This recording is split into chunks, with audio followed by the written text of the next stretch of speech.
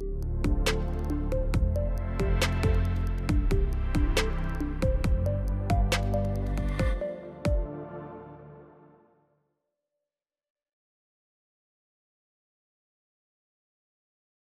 like to introduce the Honourable Charles Goerens, member of the European Parliament and former Minister for Belgium, Luxembourg.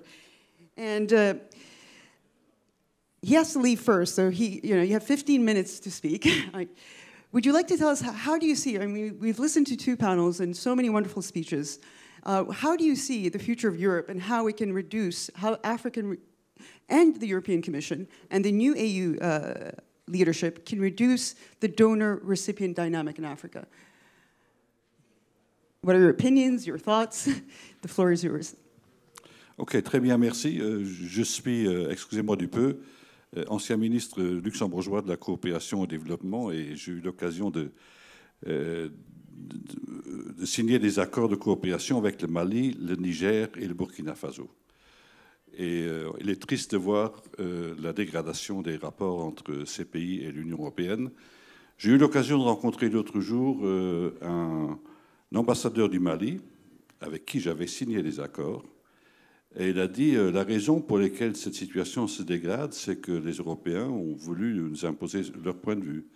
Alors je lui ai rappelé que j'avais signé des accords et que rien dans ces accords n'était contraire aux attentes telles qu'exprimées par le Mali. Il m'a donné raison. Il a dit oui, Luxembourg faisait tout ça. Je dis non, il y a la Suède, il y a la Finlande, il y a l'Union européenne qui opère de cette façon. Alors soyons rigoureux de notre jugement, sévères même à la limite, mais respectons quand même la réalité. Alors qu'est-ce qu'on peut faire? Je commence d'abord par les faiblesses de l'Europe, et il faut les surmonter. Première faiblesse de l'Europe, c'est que l'Europe n'a pas de visage en Afrique. Quand Lavrov sera en Afrique, on sait que la Russie a été présente en Afrique. Quand Xi Jinping sera en Afrique, on sait que c'était la Chine. En Europe, il y a des gens de qualité, exceptionnels, qui font un travail merveilleux, mais qui n'ont aucune visibilité. Ça, c'est le premier handicap. Pour faire avancer des idées politiques, il faut qu'elles soient incarnées par quelqu'un et que ce quelqu'un trouve des interlocuteurs à sa hauteur. Donc ça, c'est la première condition. La deuxième, c'est ce qu'on fait, on le fait très bien. On ne trouve pas meilleur acteur que la Commission pour faire une programmation. Ce sont des gens intelligents, performants, qui font un travail impeccable, qui est contrôlé par des parlementaires qui se donnent beaucoup de peine. Mais finalement, les évaluations qui se font sur cette politique donnent rarement lieu à des critiques fondamentales. En tout cas, pas de nature à les remettre en question. Très bien. Ce qu'il faut faire, c'est faire miroiter un peu la vision que nous avons de l'Afrique et la vision que l'Afrique a de nous et que la vision commune de l'Afrique et de nous. J'ai dit dans un autre forum il y a quelques mois, la Chine est présente en Afrique, la Russie est présente en Afrique, la Turquie est présente en Afrique, l'Europe est présente en Afrique. Ça ne veut pas dire que l'Afrique appartient à la Chine, à la Russie, à la Turquie, à l'Europe. L'Afrique appartient aux Africains.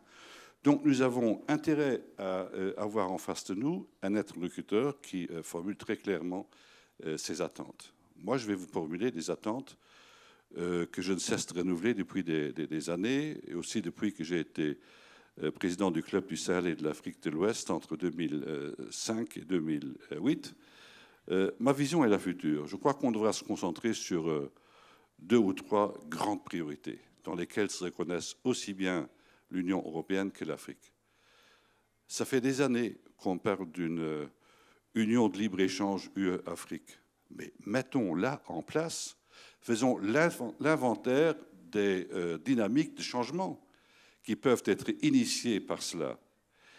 Faisons aussi l'inventaire des difficultés. Il y a des produits sensibles qui ont leur place dans tous les accords, même dans les accords que l'Europe traite avec d'autres pays, notamment des produits agricoles. Faisons l'inventaire des produits qui posent problème à l'une ou l'autre partie.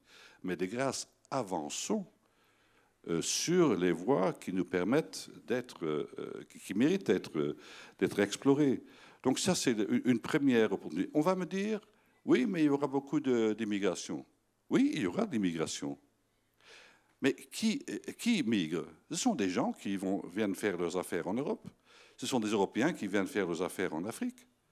Mais c'est la moindre des choses que ces gens puissent quitter leur pays pour aller travailler dans l'autre. Ça n'a rien de répréhensible.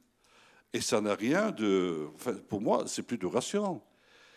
Alors, deuxième point.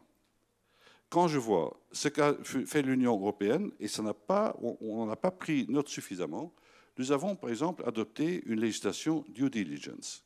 C'est pour protéger les Africains et les intérêts des Africains. Quelqu'un a dit dans le panel précédent, il faut venir avec quelque chose. Quand on vient avec une idée et une législation que moi-même j'ai votée au Parlement européen pour dire il faut en finir avec l'exploitation des femmes et des enfants et de l'abus des droits de l'homme dans un pays comme le Congo, par exemple. Il faut en finir. Alors, moi, ce que j'attends, ce n'est pas moi de l'organiser, mais j'attends que les Africains prennent eux-mêmes l'initiative d'organiser un sommet sur le pillage des ressources en Afrique, avec la participation de tous ceux qui peuvent avoir voix au chapitre. Donc, tous ceux qui exploitent de façon absolument crapuleuse et tous ceux qui sont prêts à exploiter ça d'une façon responsable. Alors, moi, je crois que l'Europe n'aurait pas à pâlir devant un tel exercice. Alors, faisons cela. Troisième point, moi, je crois que ce qui importe, c'est aussi voir la proximité culturelle entre les deux continents. Les langues les plus parlées en Europe et les langues les plus parlées en Afrique sont l'anglais, le français, le portugais. Je crois qu'il y a là un lien qui vaut de l'or et qui n'est pas suffisamment exploité. Finalement, lorsqu'on parle d'échange, j'étais partisan d'une plus grande mobilité des étudiants. On sait que nombre de pays européens offrent des bourses d'études aux Africains, très bien. Pourquoi ne pas offrir des bourses d'études et en leur disant, voilà, vous aurez droit ensuite, lorsque vous aurez terminé votre travail, vous retournez dans votre pays, vous faites profiter votre pays de l'expérience acquise en Europe pendant quelques années, vous prenez cet engagement, sinon il n'y aura pas de bourse d'études. Et puis, une fois ces étapes franchies, vous venez en Europe pour mettre à niveau votre niveau de connaissance. Les Européens viennent chez vous pour apprendre de leur côté ce que vous avez à leur enseigner. Pourquoi ne pas multiplier ces échanges? Et puis, ayons le courage de faire l'inventaire de tous nos défauts et aussi de toutes nos qualités.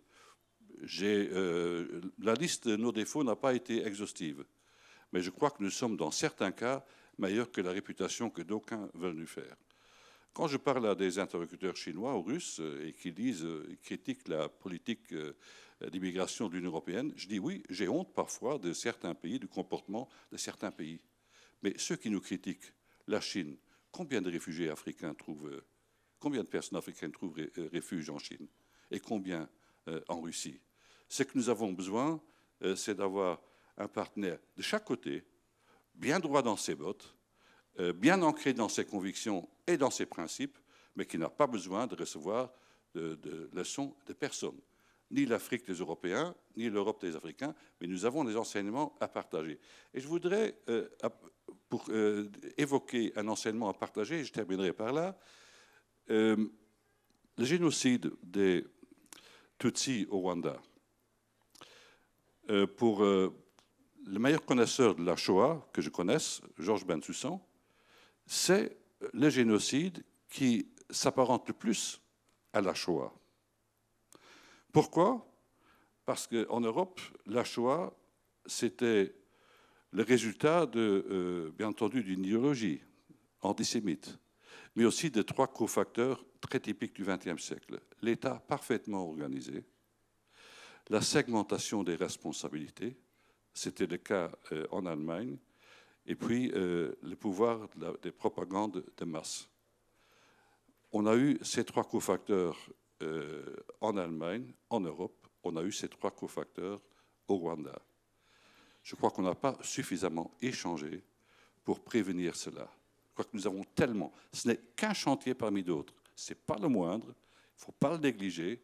Donc nous avons tout intérêt à développer davantage cette spécificité que peut apporter l'Afrique à l'Europe et l'Europe à l'Afrique. Merci.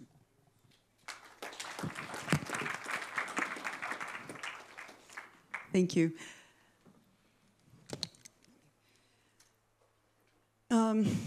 The Honourable Mr. Goerens raised some points. And outside, I'd like to contribute to this panel. Outside my NGO work, I'm the ambassador of the European Public Law Organization to North Africa and Libya. And one of our goals, of course, is to facilitate the imposition of institutions and rule of law. But I'd like to point out, in my work as a consultant and an academic, that as a Libyan, it's difficult. We cannot discard our historic legacy. Libya was a colony. Cyrenaica, the east of Libya, were victims of genocide. And it's only recently that Libyans have understood the implications of this genocide on their political life and their ability to cooperate or to hold their leaders accountable. And the ambassador of France mentioned about interventions. To be fair, yes, the intervention in Libya had horrific consequences, as we see today. And Libya was a home for Al-Qaeda and ISIS. And to this day, the capital is a territory of militias. However, France has helped Libya in kind of like in Greece, there's an expression, to gather it back. So France's role has been negative, I'd say, under Sarkozy, but the successive administrations has done a huge role in bringing different parts in Libya together. The French have not been given enough credit for this. They're actually responsible for more breakthroughs between warring sides than the Americans. I'd like to comment also on USAID. My institution, Code on the Road, I established it because I won an award from the State Department. And it's unfortunate that many people in North Africa get support from the United States first before from their own governments. And that needs to change. Libya is the largest oil producer in Africa. I firmly believe Libya is part of Africa. Many people think North Africa is not Africa, but it is Africa. And our problems are common. And we've faced similar problems. So even Congo, it's impossible to divorce what's happening in Congo today to Belgium's legacy in Congo. And it's much harder on the ground to resolve these historical abuses. On paper, it seems logical, but human beings are human beings. You know, first and foremost, we're emotional creatures, and we cannot underestimate what huge and mass abuses does to a community. As far as USAID is concerned, obviously everybody's concerned, but the European Union is a power itself. I am sure this huge collective of states can replace the United States in terms of funding. That is not beyond our imagination. And Africa itself is rich. One of the Manitoba Foundation, the chairman of Manitoba Foundation, made an incredible speech about how we must access our own resources properly. It's easier said than done, but if we insist on it, and if we hold our leaders accountable, it is possible. Huge changes have happened from small movements. On that note, I'd like to give the floor to our next speaker. I'm assuming I cannot, you're Mr. Matthew Bryans? Great. I was so nervous to get it wrong. He's a senior advisor of emerging donors for DG INTPA. The floor is yours.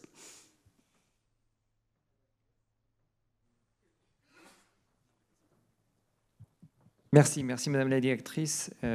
J'ai entre-temps changé de fonction. Je suis le directeur Afrique au Service européen d'action extérieure, mais j'ai été conseiller principal dans un passé récent.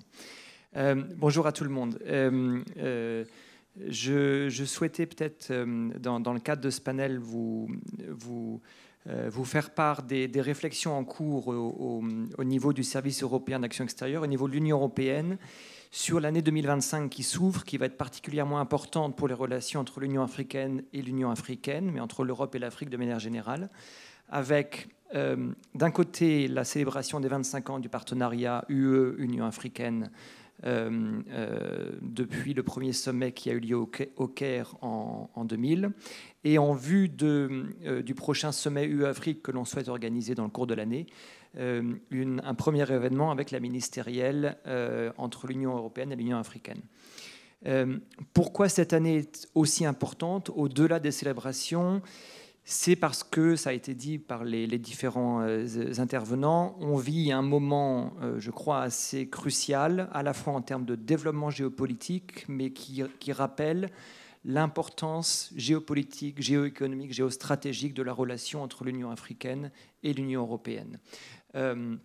Avec, je crois, la nécessité d'un côté de continuer de faire émerger un récit positif de l'engagement entre l'Union européenne et l'Union africaine, au-delà des crises, au-delà des conflits, mais vraiment d'être capable d'aller exploiter l'immense potentiel de ce partenariat qui prend ses racines de manière dans l'histoire, mais également dans le présent et encore plus, je crois, dans l'avenir, quand on voit la proximité géographique, politique, économique entre les deux continents. Côté européen, c'est, je crois, l'ambition qu'on se fixe cette année, d'être capable d'identifier ce que pourront être les bases d'un partenariat qu'on souhaite revigorer.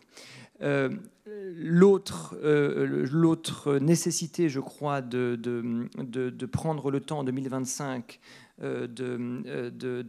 d'injecter ce nouveau dynamisme, c'est la géopolitique actuelle, les dynamiques que l'on voit à l'œuvre, notamment en Afrique. L'Afrique est devenue à la fois un terrain de compétition géopolitique féroce avec des acteurs nouveaux. L'Union européenne n'est plus le seul acteur naturel. On voit des acteurs qui sont non-like-minded, comme on le dit en mauvais français, mais donc qui ont fait émerger une bataille des récits, une bataille des offres sur le continent africain. D'où l'importance pour nous, Européens, d'être au rendez-vous et de pouvoir fournir de cette manière une offre qui puisse répondre aux préoccupations, aux intérêts légitimes des Africains.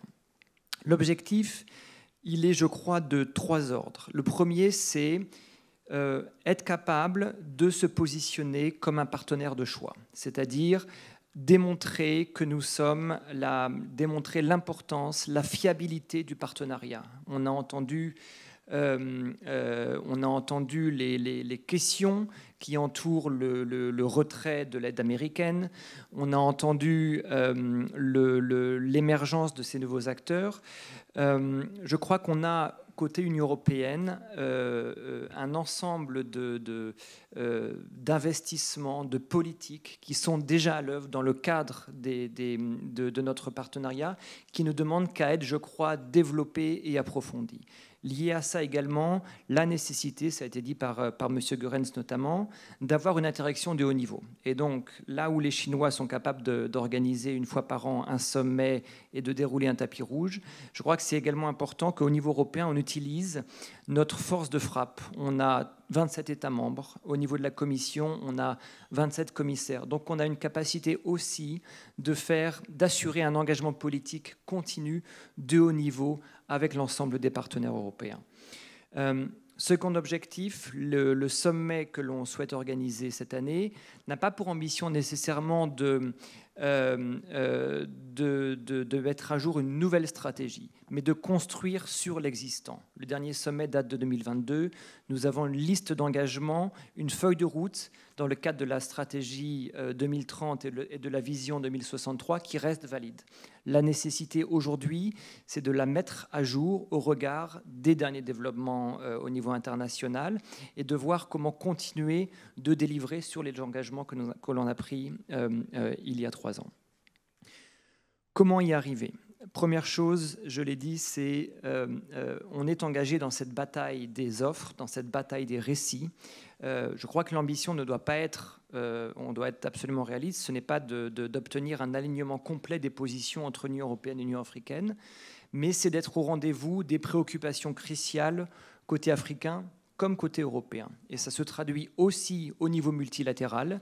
Il ne faut pas oublier que l'Union européenne et l'Union africaine, c'est 40% des votes aux Nations Unies. Donc on a un alignement ici je crois, des priorités en termes d'engagement globaux sur la transition énergétique, sur la transition climatique, sur la transition digitale, qui doit nous permettre de travailler ensemble. L'Union européenne a aussi été l'un des partenaires les plus forts de l'Union africaine pour qu'elle puisse obtenir son siège au G20. Et on a aussi cette année la présidence sud-africaine au niveau du G20.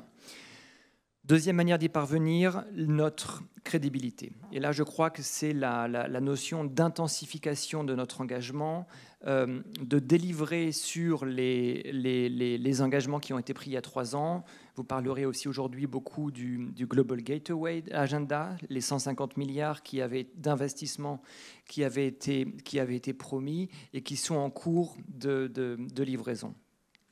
Le troisième point, c'est la cohérence.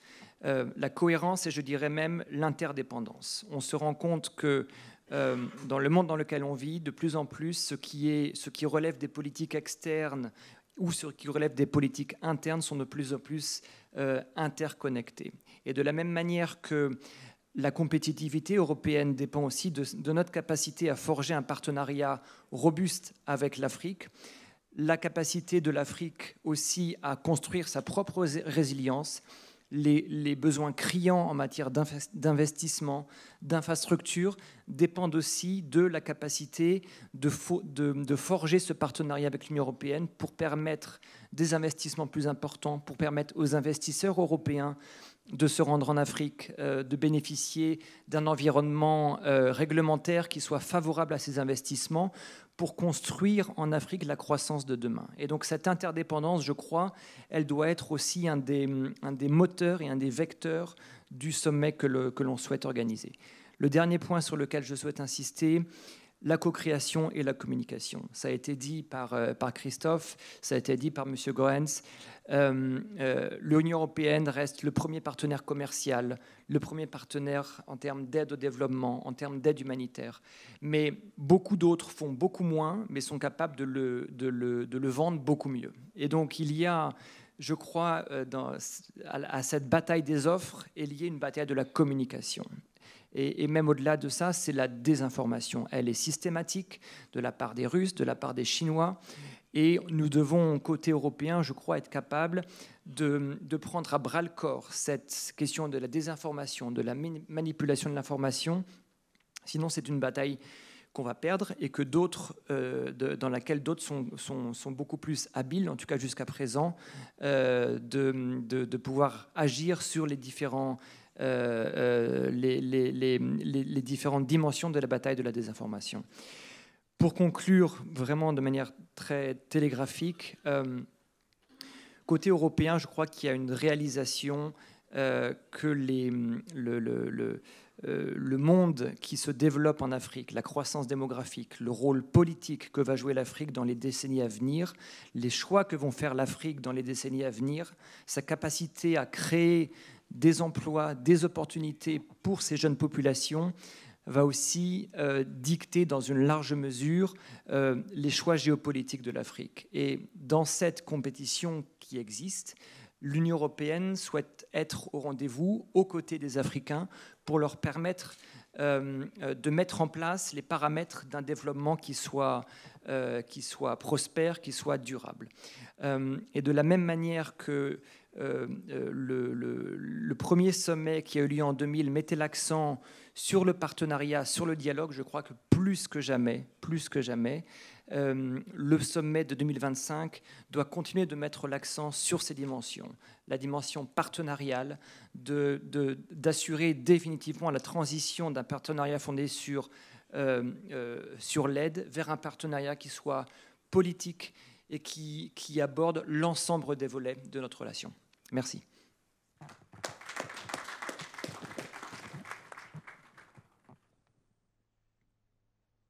Thank you, Mr. Brains.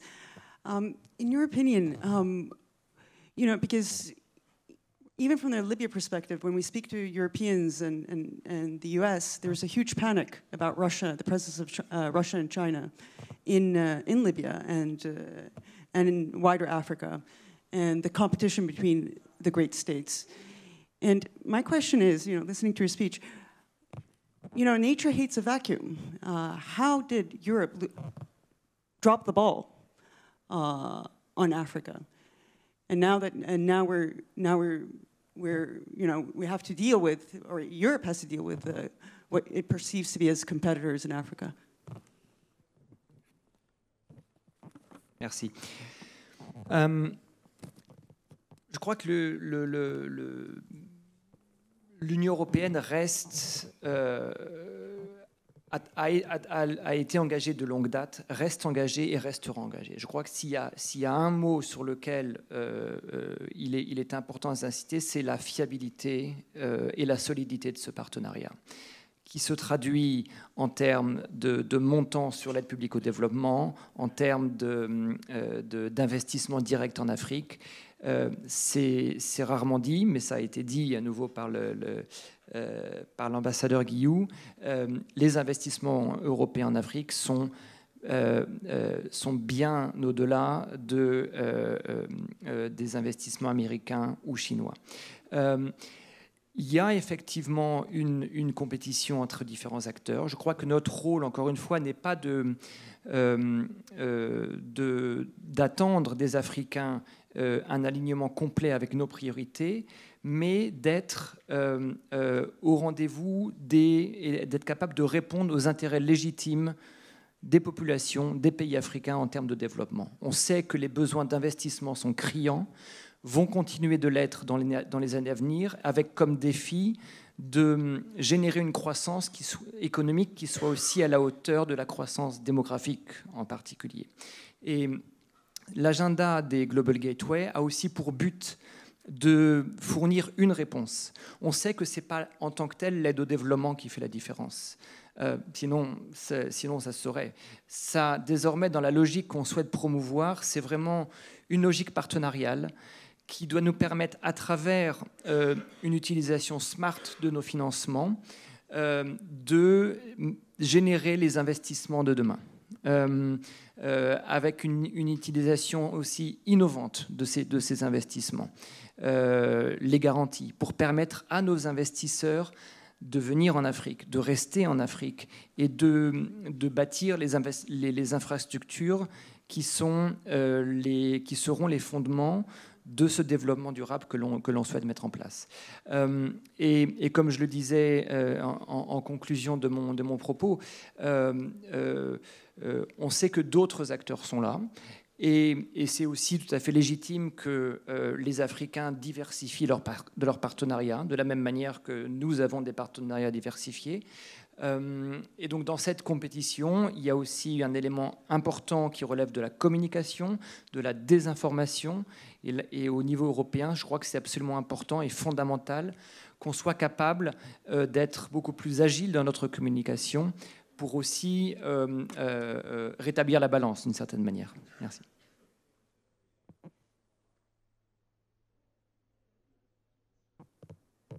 Merci beaucoup. Our next speaker, it's an honor to introduce Holly Ranayvozhanani, Deputy Executive Director of Africa Europe Foundation. Ms. Ranayvozhanani, you have the floor. Thank you very much, Aya. So I had a couple of points I prepared, but I think for the sake of time and also to react a little bit for what we've heard before, I think there is kind of a common understanding about, the importance of this Africa partnership and also the synergies that we see among both commissions. I think beyond the security that's been mentioned, of course, around digital transformation, energy transition, conversation as well around agri-food system, energy, and so on. I think there's a lot of activities, initiatives that have been done beyond the continent. So what maybe I'd like to provide a little bit more insights is some of the gaps that we see and how we can bring maybe that partnership to the next level. I think we heard a lot this morning about renewed partnership, paradigm shift, new pact, etc. And indeed, I think we need a different approach if we want to progress together as great partners in the future in the very competitive environment that has been mentioned and also a different geopolitical system. The first point, and I think thanks Mathieu for bringing it forward, is the question of investment. I think when we look at the Global Gateway investment package, it's 150 billion for Africa. I think this is quite clear, it's been discussed there. And I think what you mentioned about, the greater communication, greater clarity, very much resonate as well, of course, with the African stakeholders. And what we would like to probably see more as well, indeed, moving forward, is greater that co-design, co-creation, co-ownership that you actually mentioned. And I think, including, for instance, African Union institutions greater in the process, such as AUDA and EPAD, is definitely, I think, the way moving forward. So we have greater common priorities that we want to drive together. And I think that's one area that we would like to foster, encourage more, I think, within the process. The second one, I think, always linked to this investment is, of course, looking at what has been already committed. And I think, Mathieu mentioned about the last summit with 12 different issues, from peace and security to youth skills and talent. And I think this is something that the Africa Foundation has been also doing, is acting as a complementary mechanism of what has been done on the ground. So really not a blame and shame exercise, but very much bringing the different partners together so that we can see what works, what doesn't, what are the lessons, of course, moving forward to this next step of the Global Gateway, so that what we do has, of course, an impact, and that's very important. We talk about the relationship. How do we actually perceive that it works or it doesn't work? It's also the impact that we have on the local communities. Then I think still looking at this investment, it's definitely, I think, in terms of alignment. I think there's a lot of priorities when we talk about the Africa-Europe, but let's maybe look at it differently and see what, again, and I think what as Africa has to offer, and looking more at the local added value. I think that's quite important when we look at this new transformative, partnership, to look at this a little bit differently. So that's quite important. The fourth point I want to mention is a little bit some of the examples that have been mentioned before, is the approach for a very long time from Europe towards Africa has been quite bilateral. Let's take the example of transition minerals, for instance. So you see, for instance, partnership with EU, with specific country, with DRC, with Rwanda, etc. We've just seen, for instance, investment in South Africa. So how do we maybe take greater into account the regional approach? And that is also within African priorities. So we know all about the AFCFTA, how that has to be linked with trade. So what is the approach? I think we mentioned about ECOWAS and, of course, the flaws that comes with it, of course, and the different constraints so far, with SADC and the others. So how do we take that regional approach greater into account as well when we talk about the partnership? So that's something that we want to foster, of course, going further. And the final point, and it's been mentioned, I mean, we talked about the demographic dividend, but how do we also capture, actually, this demographic dividend so that it doesn't end up being an issue in terms of a job unemployment, for instance, or mass migration? So I think this very much conversation around youth, skills, mobility, the questions around capacity building, knowledge transfer is even more important as we're moving forward, I think, within this partnership. So how do we see greater programs that need to be accelerated between Africa and Europe as well on this issue? Final point, because I think we talked a lot about ODA, the cuts. We talk a lot as well about the financial autonomy. I think you mentioned the example, of course, of the African Union. I think one of the first, within the speech of the new chairperson, I think he made it very clear about the financial autonomy as a priority of the institution, and as well, of course, the acceleration of the plan. What I would like just to flag is actually in terms of how do we look at the African resources, also financing for Africa. So rather than looking only from the perspective of ODA or any other development funding, it's also looking at what do we have actually already in Africa? How do we greater leverage the African resources? And I think previously some of the speakers mentioned about, for instance, the importance of minerals, transition minerals in particular. So also aligned with Europe energy transition goals. How do we work together? Of course, not only in terms of capacity building, looking at all the different mining industry, make it more sustainable, but all the capacity building that needs to come to it and the local added value. Or the examples that we have as well around carbon markets. So we see the potential for Africa. So how do we elevate and accelerate as well this conversation?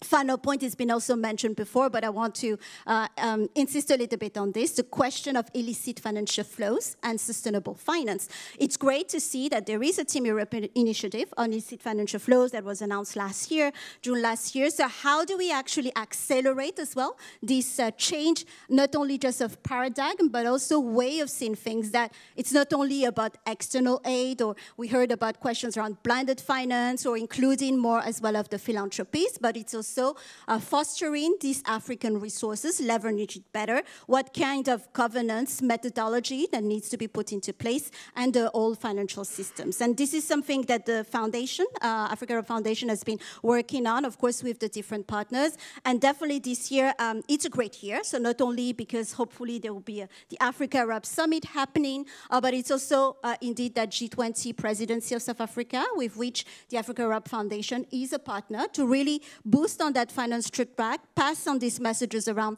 driving more on these financial resources, from debt sustainability, for conversation around international taxation to, of course, illicit financial flows, and trying to look at definitely the opportunities and how do we drive the agenda forward. So I'll stop here. Thanks. Thank you. It sounds like, you know, I think you should be running for a ministerial position soon. I think everybody here would agree with that. Thank you so much for your comments. Sirs, would you like to follow up? Merci. Non, je voulais juste réagir et compléter la question que vous posiez sur l'Europe et l'Afrique. Juste vous donner un exemple. La stratégie de l'Union européenne et de la France, c'est contribuer au développement de l'Afrique. On est le premier partenaire, on vous l'a expliqué. Celle de la Russie, c'est totalement différent. La Russie, en matière d'APD en Afrique, c'est 0,0. Il n'y a pas d'aide publique au développement en Afrique, c'est 0. L'Union européenne, ce sont des milliards. On parle des 150 milliards de Global Gateway. Ça vous donne une échelle de valeur entre ce que souhaite la Russie et ce que souhaite l'Union européenne et ses États membres. Première conclusion. Deuxième conclusion, juste pour reprendre l'exemple du Mali, c'est le Mali qui paie des sociétés pour assurer, russes, pour payer sa propre sécurité, 10 millions d'euros par an. 10 millions d'euros par an. L'argent va de Mali vers la Russie, pas de la Russie vers le Mali. Tout ça, c'est pour remettre ça en perspective, pour que chacun comprenne qu'ils sont, en tout cas certains États, sont vraiment dans une impasse. Et puis, non, ben j'en resterai là.